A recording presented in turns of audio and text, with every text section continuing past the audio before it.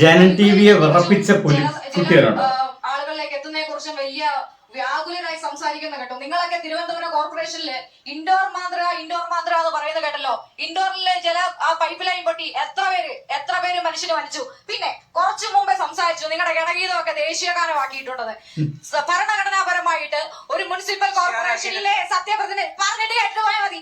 മുമ്പ് പറഞ്ഞിരുന്നു ദേശീയഗാനമാണോ നിങ്ങൾ പറഞ്ഞു.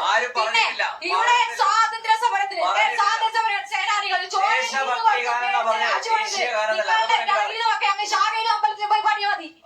എനിക്കിത് മനസ്സിലാവത് ഇത് ഏതാണ് ഈ സംസാരിക്കുന്ന ആള് എനിക്ക് തപ്പിയൊക്കെ കിട്ടിയില്ല കേട്ടോ. എന്റെ അറിവിലാണ് പ്രശ്നമായിരിക്കും. ആർക്കെങ്കിലും അറിയെങ്കിലും എഴുതി വെക്കണം ഇത് ഏതാ പെൺകുട്ടി എന്ന് വെച്ച് കഴിഞ്ഞാൽ. കാരണം ജനൻ ടിവിയുടെ ഒരു ചർച്ച നടക്കുകയാണ്.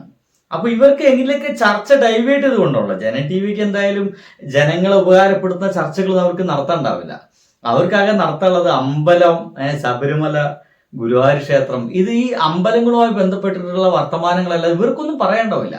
ജനങ്ങളെ അടിസ്ഥാന പ്രശ്നങ്ങൾ, വീട്, ഭക്ഷണം, പാർപ്പിടം, അത് പറഞ്ഞു, ഇത്തരം കാര്യങ്ങളെ പറ്റിയിട്ടൊന്നും ഇവർ ചർച്ച ചെയ്യില്ല. ജോലിയെ കുറിച്ചിട്ടോ നമ്മളോട് വർദ്ധിച്ചു വരുന്ന പണപ്പെരുത്തെ കുറിച്ചിട്ടോ ഒന്നും ഇവർക്ക് അതിനെ പറ്റി ഒന്നും പറയണ്ടാവില്ല. ഇവരാകെ പറയുക അമ്പലത്തിലെ പൈസ കൊട്ടുവോ, അതെന്തൊരു നമ്മളെ ജീവിതത്തെ ആകെ അങ്ങോട്ട് ബാധിച്ച് പണ്ടാറെടുക്കുന്ന ഒരു പ്രശ്നമാണ്. ശബരിമല പൈസ കാണാനില്ല. ഇത് ആരോട് ചോദിക്കുന്നത്? പിണറായി വിജയനും മറ്റോടും. ഈ പൈസ ആരാ കെട്ടത്? ആ തന്ത്രിമാരൊക്കെ കൂടിയിട്ടാ. ഈ തന്ത്രിമാരുടെ വീട്ടിലേക്ക് ഇവന്മാർ ആരെങ്കിലും വലിയൊരു സമരം നടത്തുമോ? അതുമില്ല. എന്തായാലും ഇങ്ങനെ ജനങ്ങളുടെ കണ്ണിൽ ഇങ്ങനെ എന്താ പറയുക പൊടിയിട്ടിട്ട് അമ്പലമാണ് നമ്മുടെ ഏറ്റവും വലിയ വിഷയമെന്നും ക്ഷേത്രമാണ് വലിയ വിഷയമെന്നും ക്ഷേത്ര കാര്യങ്ങളാണ് നമ്മളെ ജീവിതത്തെ ബാധിക്കുന്ന ഏറ്റവും വലിയ വിഷയം എന്നൊക്കെ രീതിയിൽ പൊടിയിട്ട് നടക്കുകയാണ്. അതിൽ വീണു പോകാൻ കുറെ മൊയന്തുകൾ അപ്പുറത്തുണ്ട്. അങ്ങനെ ഒരു ചർച്ച നടന്നുകൊണ്ടിരിക്കുമ്പോഴാണ് ഈ പെൺകുട്ടി, ഈ പെൺപുലി അതിഗംഭീരമായി ചോദിക്കാൻ. സത്യം പറഞ്ഞു കഴിഞ്ഞാൽ ആ ചാനൽ ചർച്ച നടത്തുന്ന ആളൊക്കെ കുടുങ്ങി മെഴുകി എന്നൊക്കെ പറയാം. ഈ രാജ്യം ഇന്ത്യയാണ് കേട്ടല്ലോ. പിന്നെ പറയാനുള്ളത് ചിരിക്കുന്നു ഇന്ത്യ എന്നൊക്കെ പറഞ്ഞപ്പോ ബിജെപിയുടെ ആളോടാണ്. നിങ്ങളുടെ ബിജെപിയുടെ സംസ്ഥാന അധ്യക്ഷൻ രാജീവ് ചന്ദ്രശേഖർ പറയുകയുണ്ടായി, പൊതുമരാമത്ത് വകുപ്പ് മന്ത്രിയെ മരുമകൻ എന്നൊരു വിശേഷണം ചേർത്ത് വിളിച്ചു. ദേശീയപാതയ്ക്ക് വേണ്ടി മുഹമ്മദ് റിയാസ്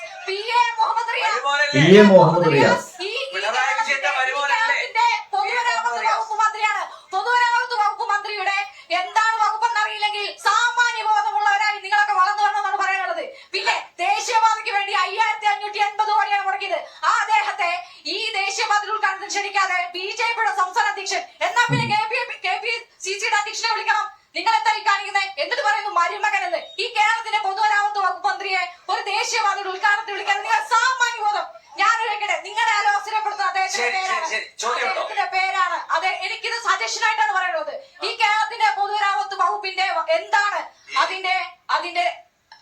അതിന്റെ തൊഴിൽ, അതിന്റെ ജോലി എന്താണെന്ന് സാമാന്യ ബോധമായി ചിന്തിക്കേണ്ട സാമാന്യ ബോധമുള്ളവരായിട്ട് ഈ കേരളത്തിലെ സംഘികൾ വളർന്നു വന്നപ്പോൾ അടിപൊളി. എന്തായാലും അവര് തകർത്തു. ഇപ്പൊ സോഷ്യൽ മീഡിയ മുഴുവൻ അലയടിച്ചിരിക്കുന്നത് ഇവരുടെ ഈ ഒരു സംസാരമാണ്. തകർത്ത് തരിപ്പണാക്കി എന്നൊക്കെ പറയില്ലേ, അതേപോലെ കഴിഞ്ഞിട്ടില്ലട്ടാ. ഇതിനോടൊപ്പം തന്നെ ഒരു ചെറുപ്പക്കാരൻ നമ്മുടെ ഗവൺമെന്റ് ഉണ്ടാക്കിയ ഒരു വാട്ടർ ടാങ്കിത്തെ കുറച്ച് വെള്ളം കൊണ്ടുപോയിട്ട് കുടിക്കാൻ പറയുന്ന ഒരുവരോട് ഒരു 1.5 ചോദ്യമാണ്. കണ്ടുപോക്ക്. ആ ബാക്ക്ഗ്രൗണ്ട് മ്യൂസിക് കൊടുക്കട്ടാ. ഞാനല്ല വയനാട് ദുരന്തത്തിൽ BJP സർക്കാർ എത്ര രൂപ അവിടെ കൊടുത്തിട്ടുണ്ട്?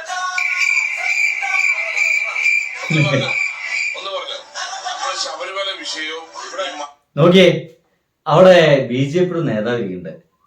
പച്ച മലയാളത്തിൽ ചോദിക്കുന്നേ, മോദി ഇവിടെ വന്നിട്ട് ഒരു പെൺകുട്ടീനൊക്കെ ചുംബിച്ചു പോയി, ആയിക്കോട്ടെ ചെറിയ കുട്ടീനെ ചുംബിച്ചു പോയി, എന്ത് സഹായം നൽകി എന്ന് ചോദിക്കുമ്പോ ഉത്തരം പറയാനുള്ളത് നിലത്ത് തപ്പാണ്. കഴിഞ്ഞിട്ടില്ല.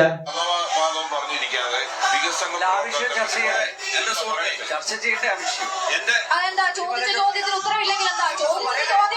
ചോദിച്ചത് ചോദ്യമാണ്. അന്ന് ഇന്നും ഉത്തരം പറയാൻ നിങ്ങൾ എവിടെ വിളിച്ചോടുന്നത്? ചോദിച്ചത് അനിൽ നമ്പ്യാരോടല്ല. ഞാൻ ചോദിച്ചത് BJP തീരുമാനിക്കേണ്ടത് താങ്കളല്ല. അല്ല. അപ്പൊ അനിൽ നമ്പ്യാറും അല്ല. തിരുപുറത്ത് വാട്ടർ ടാങ്ക്